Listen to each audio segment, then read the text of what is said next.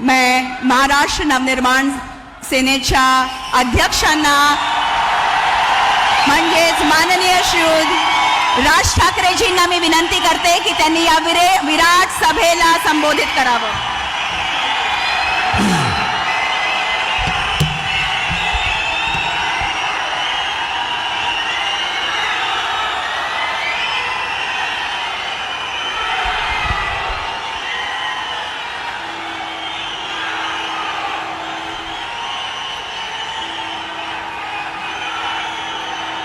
पंडित जवाहरलाल नेहरू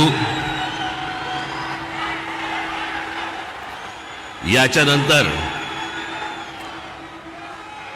हिंदुस्तान से तिसऱ्यांदा पंतप्रधान बनणारे माननीय पंतप्रधान नरेंद्र मोदी जी,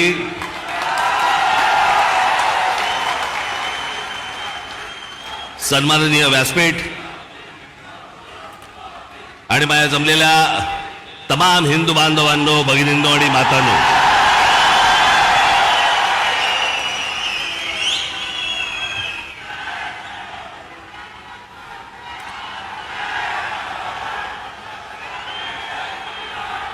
मोदीजी, आपण मुंबईमध्ये याच्या अगोदर अनेकदा आलात, पण बरोबर 21 वर्षानंतर आपण आज शिवतीर्थावरती इथे आलात. मला आजही आठवते त्यावेळेला आपण इथे कमळामधनं बाहेर आला होतात आणि 2014ला आपण कमळ बाहेर काढलं.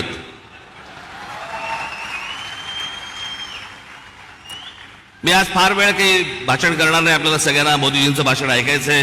गेल्याच महिन्यामध्ये माझं इथे भाषण झालेलं आहे. 3 टप्प्यामध्ये फक्त बोलणार आहे मी. त्यातला 1 टप्पा झालेला आहे. त्याचा पहिला टप्पा होता मोदीजींची पहिली 5 वर्ष. त्या टप्प्यावरती जे बोलायचंय ते 2019 साली बोलून गेलोय.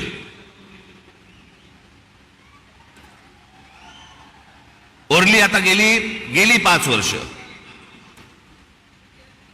मला असं वाटतं आता देवेंद्रजी, मुख्यमंत्री अजितदादा, इतर सर्वांनी, उद्धव ठाकरे, शरद पवार आणि इतर सर्व माणसांवरती वेळ घालवला. मला असं वाटतं त्यांच्यावरती बोलायची गरज नाही. जे सत्तेतच येणार नाहीये त्यांच्याबद्दल आपण का बोलतो?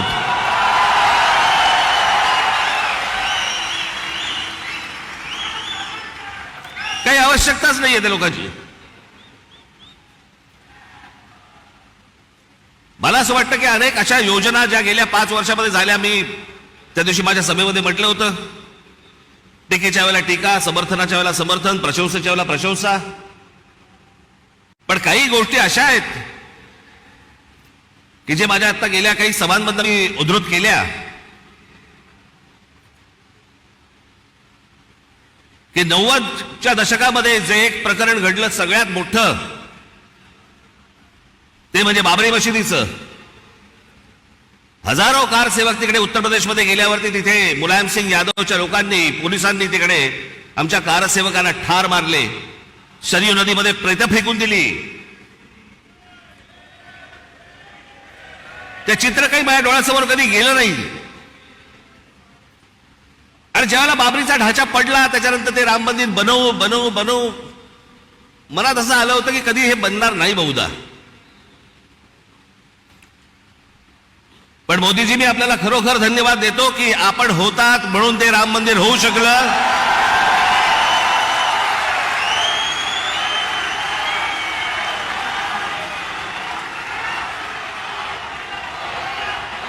अन्यथा ते झालंच नसतं.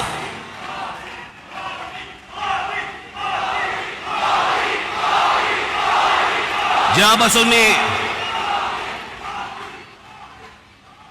पूर्वीचा इतिहास,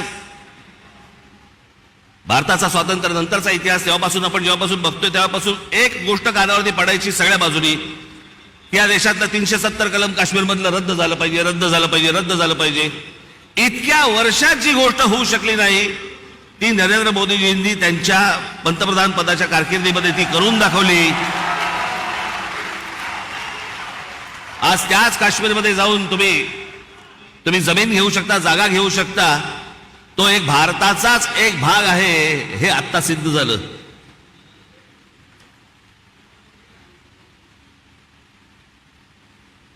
राजीव गांधी ज्यावेळेला पंतप्रधान झाले त्यावेळेला एक मोठी केस झाली होती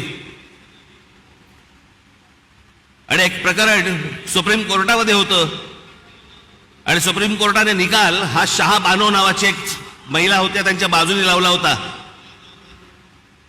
आणि सुप्रीम कोर्टाने तो निकाल लावल्यानंतर राजीव गांधींनी खासदारकी तो लोकसभेमध्ये बहुमताच्या आधारावरती तो सुप्रीम कोर्टाचा निकाल म्हणजे ज्या बाईला न्याय मिळाला होता तो काढून टाकला आणि त्या मुस्लिम महिलेला कधी न्याय मिळू शकला नव्हता एका छोट्या पोटगीसाठी.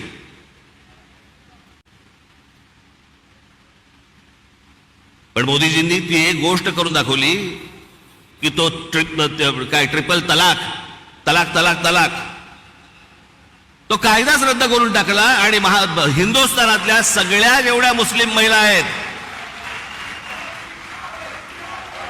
त्यांच्यामध्ये एक समाधानाचं वातावरण झालं की रात्री आपला नवरा आला, शुद्धीत आहे का बेशुद्धीत आहे माहित नाही, पण समजा उद्या तलाक तलाक तलाक बोलला तर करायचं काय पुढे, पण तो विषयच बंद करून टाकला. मला असं वाटतं की हे अनेक गोष्ट अन्नधान्य पुरवण्यापासून लस देण्यापासून अनेक गोष्टी झाल्या, पण मी या सगळ्या गोष्टींना सर्वात धाडसी निर्णय मानतो. ही गोष्ट करून घेणं इतकी वर्ष जी होऊ शकली नाही ती गोष्ट मला असं वाटतं करून घेणं हे मला असं वाटतं की सगळ्यात महत्वाची गोष्ट आहे असं मला वाटतंय. अनेक योजना राबवल्या गेल्या अनेक वर्षांमध्ये. आज मोदीजी मी फक्त आपल्या समोर उभा आहे पुढच्या 5 वर्षासाठी.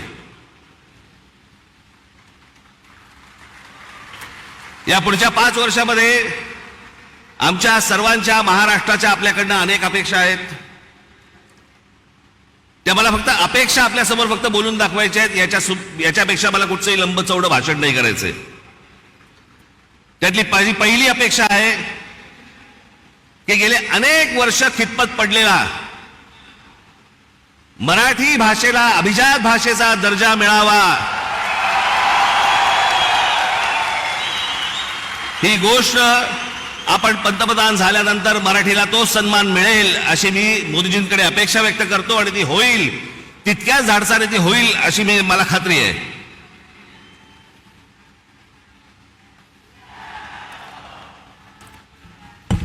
दुसरा विषय, कारण बाकीचे कसं आहे, बाकीच्या सगळ्या गोष्टी महाराष्ट्रामध्ये करण्यासाठी म्हणून आमचे देवेंद्रजी आहेत, एकनाथराव आहेत, अजितदादा आहेत, बाकीचे करतील.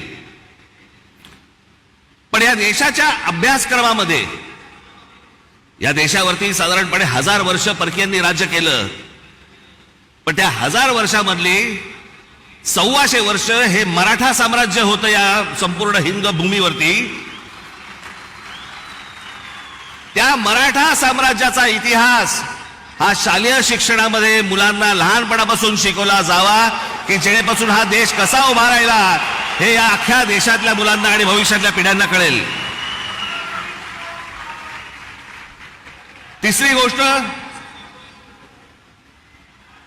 समुद्रामध्ये शिवछत्रपतींचा पुतळा कधी उभा राहील नाही राहील मला माहिती नाही,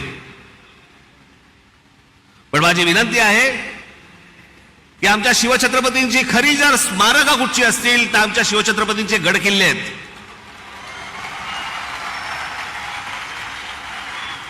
आणि या गड किल्ल्यांना पूर्वीचं ऐतिहासिक वैभव प्राप्त करून देण्यासाठी म्हणून आंतरराष्ट्रीय दर्जाची एक समिती नेमावी. भविष्यातल्या येणाऱ्या पिढ्यांना, या देशातल्या पिढ्यांना कळेल की आमचा राजा कोण होता आणि त्यांनी काय इतिहास गाजवला हे त्या आमच्या गडकिल्ल्यांवरनं कळेल. याच्यासाठी म्हणून आपल्याकडनं गोष्ट व्हावी अशी माझी अपेक्षा आहे.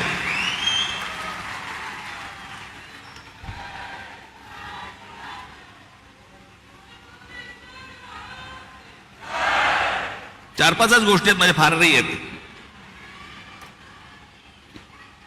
देशभरामध्ये अनेक ठिकाणी मोदीजी आम्ही पाहिलं की आपण उत्तम रस्ते बनवलेत, अनेक फ्लायओव्हर्स बनवलेत, अनेक ब्रिजेस बनवलेत.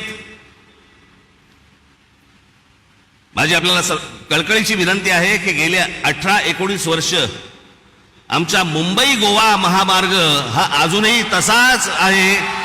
अजूनही तसाच खड्ड्यामध्ये आहे. तो लवकरात लवकर व्हावा अशी माझी आपणा सर्वांना विनंती आहे. मगाशी रामदासभाईंनी उल्लेख केला, मोदीजी आपण पण आपल्या अनेक सभांमधनं पण सांगितलं, पण आज जरा खडसावून सांगावं की या भारतामध्ये डॉक्टर बाबासाहेब आंबेडकरांनी जे उभं केलेलं जे संविधान आहे त्या संविधानाला कुठेही धक्का लागणार नाही. तुम्ही लावणार कधीच नव्हतात, पण जे विरोधक ज्या प्रकारचा प्रचार करतायत, मला असं वाटतं त्यांची तोंड एकदाचीच बंद व्हावीत की जेणेकरून परत त्यांची तोंड उघडली जाणार नाहीत, अशी अनेक जनतेची या महाराष्ट्रातल्या अपेक्षा आहे. या देशामध्ये अनेक करोडो मुसलमान आहेत, लाखो मुसलमान आहेत, देशभक्त मुसलमान आहेत, जे या देशावरती प्रेम करतात, जे या देशावरती खरंच त्यांची निष्ठा आहे. खरं तर सांगायची गरज नाही, पण काही मुठभर आहेत जे आज उद्धव ठाकरे आणि काँग्रेसला जे पाठिंबा देणारे आहेत ना, त्यांचा उद्देश हा फक्त गेल्या 10 वर्षात त्यांना डोकं वरती नाही काढता आलंय.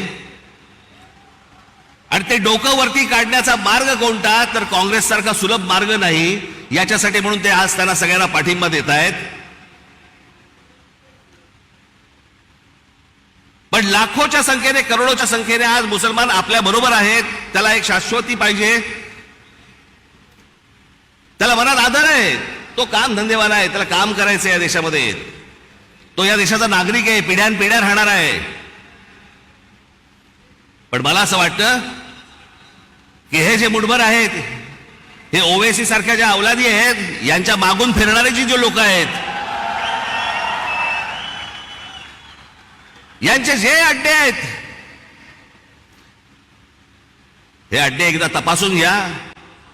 तिथे माणसं घुसवा, देशाचं सैन्य घुसवा आणि हा देश एकदा कायमचा सुरक्षित करून टाका. म्हणजे आमच्या आया बहिणींना याच्यापुढे देशामध्ये फिरताना कोणत्याही प्रकारचा त्रास इथे होणार नाही, अशी मी आशा अपेक्षा बाळगतो. आणि शेवटचं म्हणजे आमची मुंबईची रेल्वे, लाखो प्रवासी या रेल्वेने प्रवास करतात. या प्रवास करणाऱ्या रेल्वेच्या संपूर्ण यंत्रणेवरती आपण केंद्र सरकारने आपण बारीक लक्ष द्यावं, जास्तीत जास्त त्याच्यासाठी पैसे द्यावे, जास्तीत जास्त ती यंत्रणा चांगली कशी होईल याच्यासाठी म्हणून आपण पाहावं. एवढ्याच फक्त मी आज अपेक्षा आपल्या समोर घेऊन आलो होतो. बाकी भविष्यातल्या येणारा हिंदुस्थान हा आपल्या हातून उत्तम पद्धतीने मोठा हो, जगात मोठा हो, घडो, ही एक आशा अपेक्षा बाळगतो आणि आपल्या सर्वांची मी रजा घेतो. धन्यवाद. जय हिंद, जय महाराष्ट्र.